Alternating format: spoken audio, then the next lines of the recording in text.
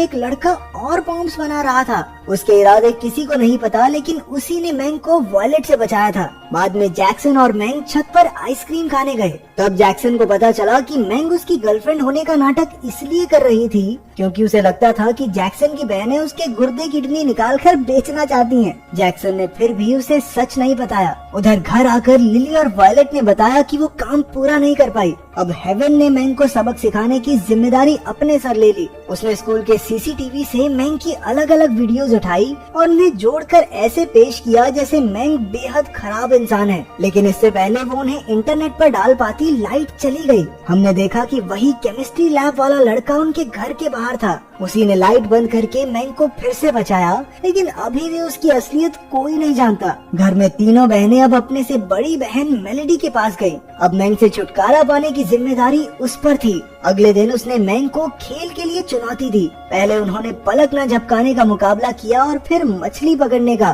दोनों में जीत मेलेडी की हुई। अब फाइनल राउंड होने ही वाला था कि सबसे बड़ी बहन सैरा वहां आ गई। उसने मैंग को हैमर थ्रो की चुनौती दी। इसमें उन्हें लोहे की भारी भरकम गेंद को दूर तक फेंकना होगा। अपनी अद्भुत शक्तियों से सैरा ने बॉल को हवा में ही घुमा दिया। फिर उसने एक और गेंद उठाई, लेकिन उसमें से एक चाबी निकल गई। असल में ये एक बॉम्ब था जो किसी भी वक्त फट सकता है। मैंग ने ये देख लिया और उसने तुरंत सैरा से बॉल छीन ली। जब धमाका हुआ तो सैरा को एहसास हो गया कि मैंग ने उसकी जान बचाई है। अब वो मैंग को पसंद करने लगी और बाकी बहनों को भी उस पर पूरा भरोसा हो गया। ये देखकर जैक्सन भैया भी खुशी से झूमने लगे। इसके बाद जैक्सन और मैंग एक साथ काफी वक्त गुजारने लगे। वो एक साथ कई जगह घूमने जाते और अब उनके नकली प्यार की जगह असली प्यार ने ले ली थी। एक दूसरे को करीब से जानकर वो एक दूसरे से और प्यार करने लगे। एक शाम वो एक खाली बीच पर गए और पूरी रात साथ गुजारी। सुबह उन्होंने पहली बार एक दूसरे को गले लगाया, लेकिन पूरा वक्त कोई था जो उन पर नजर रखे हुए था। ये कोई और नहीं, वही केमिस्ट्री लैब वाला लड़का था।